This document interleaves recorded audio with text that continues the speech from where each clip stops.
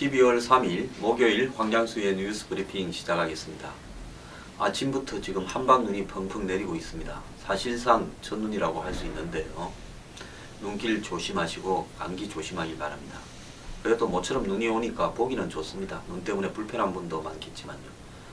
자, 어제 세계 최고의 부자 중에 한 명인 페이스북의 오너 마크 저커버그, 이름이 참 어렵습니다. 젊은 친구인데.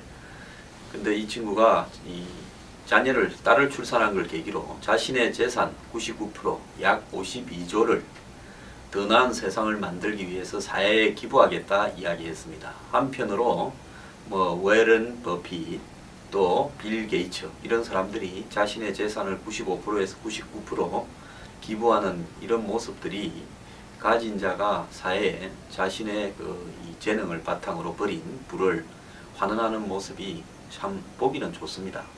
근데 마크 저커버그도 사실 30대 초반인데 저렇게 많은 돈을 버는 과정에서 주변 사람한테 못할 짓도 많이 했습니다. 하버드 대학을 다니면서 처음에 저런 걸 구상하게 된 게 자기를 찬 여자친구한테 복수를 한다고 하버드 대학의 인터넷에 여자들의 점수를 평가하는 사이트를 올렸다가 페이스매시라고 그렇게 불렀습니다. 원래 페이스북이라는 게 하버드 대학 내부에서 사진하고 그 학생의 이력사항을 담은 책을 페이스북이라고 했습니다. 얼굴의 페이스에 얼굴의 사진이 찍힌 책이라 해서 페이스북이었죠. 그래서 그런 거를 하버드 대학 인트라넷에 올리다가 그 다음에 자기 친구가 그런 부분을 좀 더 발전시켜서 이 서로 간에 교감을 나눌 수 있는 그런 어떤 사이트를 만들면 좋겠다고 아이디어를 내고, 또 다른 친구 하나가 돈을 대어 가지고 사실은 페이스북의 기초가 만들어졌는데 헤지 펀드에서 돈을 대는 분들이 저커버그한테 붙어가지고 자기 친구들을 다 배제시키고 이 저커버그만 LA로 끌고 가서 사실은 이런 식으로 지금 이 100조 이상의 가치가 있는 기업으로 키우도록 만들어버렸습니다. 그러니까 초기에 돈을 대고 서버를 갖다가 장비를 대고 했던 친구, 또 사업에 대한 아이디어를 제공해서 페이스북이 되도록 했던 친구들을 이 친구는 배제했죠. 솔직히 저 같은 경우나 우리 386 세대 중에 다수는 그 후배들이나 친구들하고 어울려서 학생 사회운동을 했는데 거기서 빠져나오고 싶어도 자기가 설득한 사람들에 대해서 책임 때문에 못 빠져나오고 10년, 20년씩 어두운 생활을 한 사람도 많았는데요. 대학생이 돈을 대고 아이디어를 댄 친구를 배신하고 물주 하나 잡아서 멀리 도망가가지고 그래가지고 100조 이상을 저런 가치를 창출해냈는데 그 과정에서 친구들하고 원수가 되고 소송까지 걸렸습니다. 그러다가 나중에 돈 주고 입 맞고 해서 다 수습이 됐죠. 그래서 사실 알고 보면 저렇게 돈을 버는 사람들이 그야말로 그 인성이 찬란하다라고 볼 수는 없습니다. 그래서 그런 반성에서 저런 일도 있을 수 있는 거라고 봐야 됩니다. 저런 걸 보면서 이제 기가 죽은 대한민국의 중산층 여러분들이 많을 겁니다.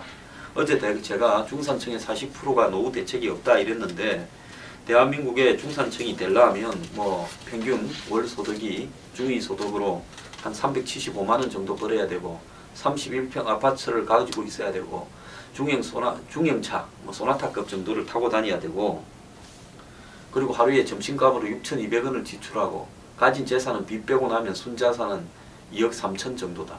이게 대한민국의 중산층의 평균 모습이라고 그럽니다. 그래서 절반 이상은 최근 3년간 해외여행을 다녀온 적도 없고 한 달에 영화나 문화 어떤 체험을 하는 것이 0.9회도 안 된다. 사실상 대한민국의 중산층들 열악하게 삽니다. 말이 중산층이지 이런 어떤 부분에서 삶의 질이라는 것이 대한민국의 소득 기준과 삶의 질이 일치하지도 않는 것 같고요. 어제 이런 기사가 달린 그 인터넷의 댓글을 제가 좀 보니까 제가 방금 말한 이런 수준도 안 되면서 중산층의 범주에 들어가 있는 많은 분들이 정말 신세 한탄하는 걸 봤습니다. 수많은 댓글이 달려 있었습니다. 참 그런 모습을 보면서요. 또 마크 저커버그라는 친구가 별 큰 노력도 없이 100조에 관한 이 기업을 키우면서 자기 재산이 52조다. 이런 것들을 보면서 이 삶이 좀 허무할 때도 있을 겁니다. 그렇지만은 저커버그가 더 행복하다고 볼 수도 없고요. 스티브 잡스 살아가는 거 보면 냉혹하게 살았습니다. 냉혈란이었습니다. 근데 일찍 죽었습니다. 그래서 돈이 행복의 척도도 아닌 것이고, 한국의 최고 재벌 집안에 요즘 벌어지는 꼴들을 보면 몇 개 재벌이 그렇죠. 뭐 자식이 아버지를 지금 고소하는 사태까지 가는 데도 있고, 몸이 불편한 부친을 있는 대로 발표도 못하는 부분도 있습니다. 이런 것들을 보면 제가 볼 때 그냥 이 가진 현실에 충실하면서 성실하게 살아가는 것이 잘 사는 거다, 이런 생각도 듭니다.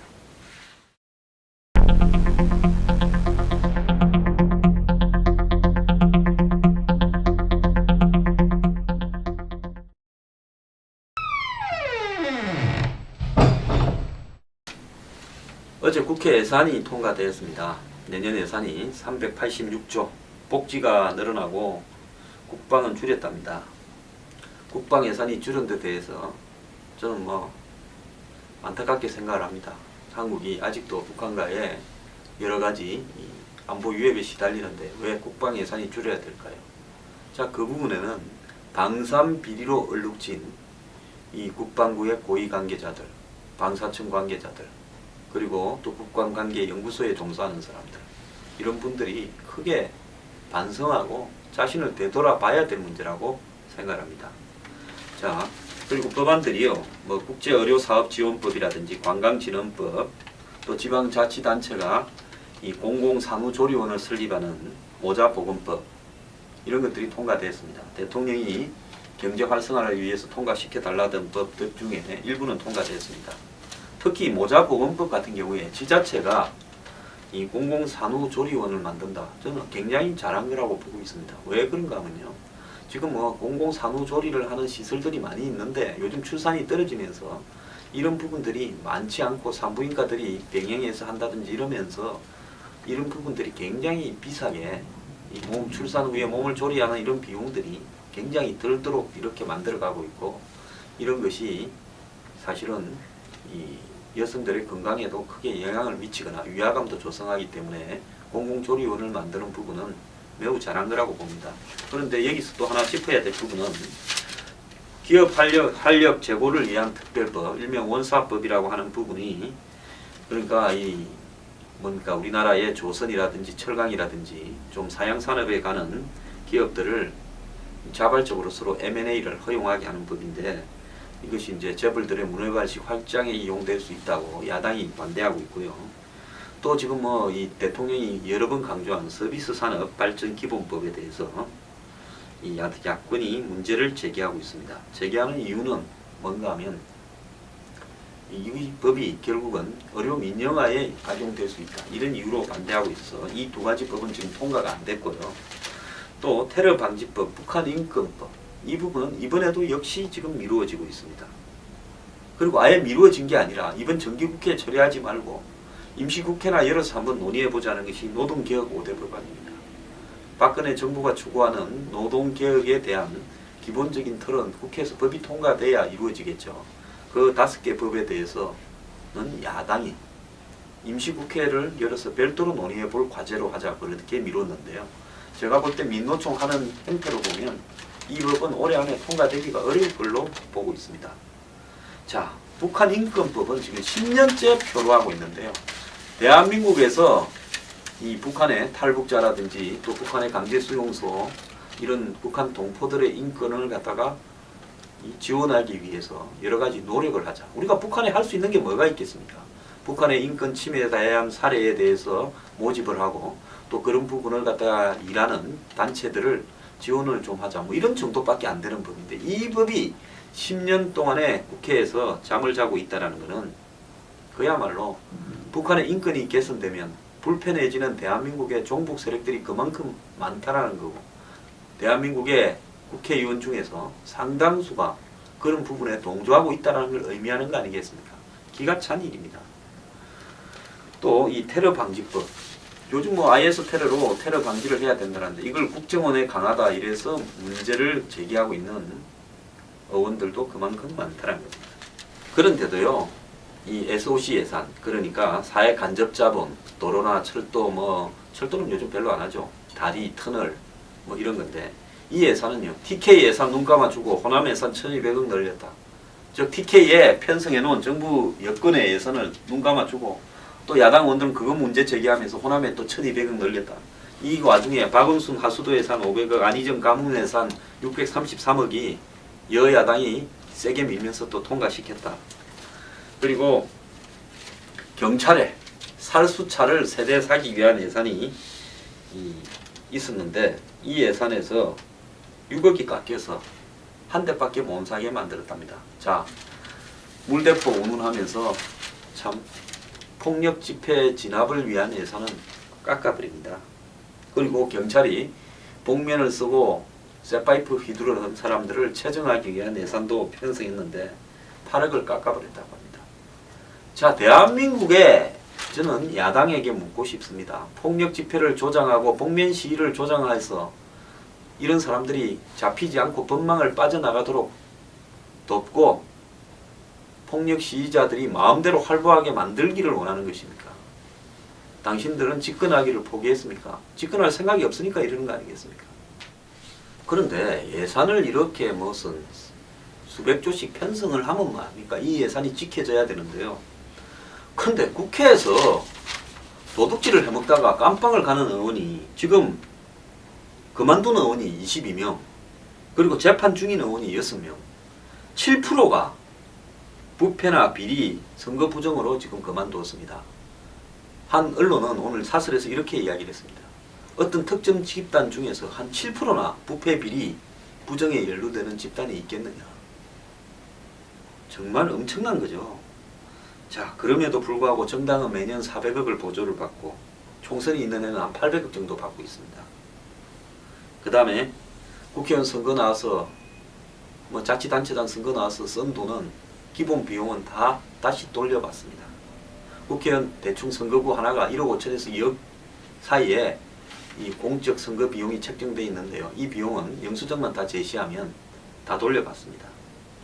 그 다음에 후원회를 열어서 1년에 1억 5천만 원씩 모을 수 있습니다.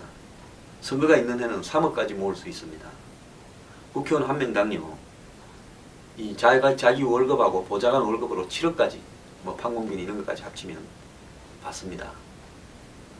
그리고 이것도 모자라서 한마디로 영수증도 없는 편법으로 불법 정치 자금을 마음대로 받을 수 있는 출판 기념회까지 허용해 줬습니다. 그거 아직도 안 없애고 있습니다.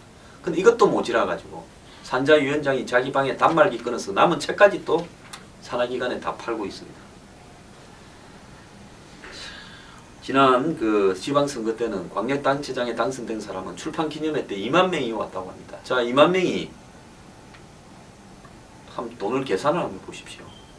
제가 계산할 때 출판기념회에 가는 사람이 책값 15,000원이라고 15,000원 계산하고 놓으면 그 사람은 안 간 것만 못할 깁니다. 그렇다면 평균으로 한 5만 원씩은 낼 건데 많이 내는 몇백만 원 내는 사람도 있겠죠. 근데 평균 한 5만 원은 낼 거라고 보는데 계산을 해보십시오. 그런 이런 국회가요. 타락하고 부패에 완전히 썩은 국회가 이렇게 예산을 편성하면서 이 예산 중에도요. 안 써야 될 예산이 아까 서로 주고받고 타협하고 저거 지역구에 빼가고 TK 챙기고 호남 챙기고 이러면서 또 수십조가 작살이 납니다. 그리고 저 예산 중에 국회의원의 이해관계가 있어가지고요. 자기 지역에 도로에 길래 가지고 지주들로부터 돈을 받았다. 이렇게 한 사람도 있고 오만 사람이 다 있습니다. 자, 대한민국의 국토위는 이 짭짤하다고 소문이 난답니다. 건설과 교통 분야가 국가의 입법, 정책, 예산 등이 여기에서 주로 결정이 되는데 그러다 보니까 이 건설, 교통이 돈이 제일 짭짤한 데 아닙니까? 이러니까 국토위는 의원들의 무덤으로 전락을 했다. 여당의 한 의원은 이 서울에서 이 지역으로 가는 민자고속도로 사업에 수용될 토지 소유주로 4명으로부터 수차례 정치 후원금을 5천만 원 받았습니다. 본인은 아무 문제가 없다고 해명하고 있습니다. 자, 이것뿐입니까? 더 나아가서요. 송강호, 조앤용 이 두 분도 국토위 소속이었는데 이분들은 형이 확정돼가 의원직을 상실했지요. 또 박상은 의원은 공물업체로부터 이 불법 정치자금을 수수받아서 재판이 진행 중이죠. 또 국토위원장 출신 새정년이었다가 무소속으로 탈당을 했죠. 박기춘 의원은 분양 대행업체로부터 불법 정치 자금을 수수한 혐의로 구속까지 됐습니다. 자, 이런 식으로 이 한 상임위, 짭짤한 상임위, 서로 갈라는 이 상임위는 의원들의 무덤으로 전락해가고 있습니다. 그것뿐입니까? 낙제 대상인 아들을 갖다 로스쿨 졸업시켜달라고 학교 찾아온 의원, 공기업에 압력을 넣어서 자기 이 딸을 사무실 인턴으로 채용시킨 사람, 또 대기업에 압력을 넣어서 로스쿨 넣은 자녀를 또 대기업에 취직시킨 사람, 수많은 사람들이 있습니다. 자, 이렇게 부패한 사람들이 만드는 예산, 뭐 예산 잘 쓰자고 이야기할 필요가 없습니다. 공무원들은 뭔 생각을 하겠습니까? 의원들이 적골인데 저 사람들만 산하기관에 돈 뜯어가고 어쩌고 저쩌고 하는데 우리 보고 너가 부패하다고 하냐고 그런 생각을 하면서 우리도 적당히 좀 뜯어먹자. 대한민국이 이렇게 해서 총체적인 부패 속으로 가고 있는데 법안을 뭐 국가를 제대로 만들기 위한 법안을 수백 개 만들고 예산을 통과시키면 뭐 하겠습니까? 제가 누누이 이야기하지만 대한민국 예산의 3분의 1에서 4분의 1 정도는 이런 부패로 사라지는 예산입니다. 언제 한번 이런 이야기를 제가 상세하게 한번 할게요. 처음에 편성될 때부터 할 필요가 없는 예산들이 만들어지면서 대가로 누구에게는 돈이 흘러가는 겁니다. 자, 방사는 방산대로 빼먹죠. 자원한다면서 빼먹죠. 의원들이 지역구하고 관련돼서 빼먹죠. 공기업하고 관련해서 빼먹는 게 있죠. 그 다음에 지역에 선거 민심을 갖다가 수습하려고 돈 뿌리는 안 해도 될 예산들이 있죠. 멀쩡한 보도블록 갈아 끼우고 맨날 나무 심어 대죠. 이제 하다 못해서 청년들한테 돈까지 이제 3,000명한테 50만 원씩 나눠주겠다는 안까지 나왔습니다. 그러니까 어떤 지역은 충남시는 무상으로 교복을 다 주겠다고 합니다. 세금 내는 국민이 정말 덩신입니다. 이 부패공화국 대한민국이요. 부패의 종류가 워낙 다양한데 국민들은 패거리를 지어가 한편에 열심히 충성을 하고 표 찍어댑니다. 국민들이 정신 차리지 못하면요. 전 대한민국 미래가 없다고 봅니다. 제가 한번 선거에 나갔는데요. 2000년에. 선거 과정에서 하도 돈 문제에 시달리다 보니까요. 선거 전날 제가 사람이 제일 많이 다니는 길목에 마이크 걸어놓고 이래 이야기를 했습니다. 여러분들 앞으로 TV에 정치인 놈은 도둑놈이라고 욕하지 마십시오. 내가 선거를 치러보니까 유권자 여러분들도 그렇습니다. 자신을 돌이켜보라고 제가 선거 전날 표 다 빠질 각오하고 한번 뭐 선거야 뭐 어찌 되든 관계없이 한이나 한번 풀자고 그 이야기를 했습니다. 국민들이 정신 차려야 정치가 바로 됩니다.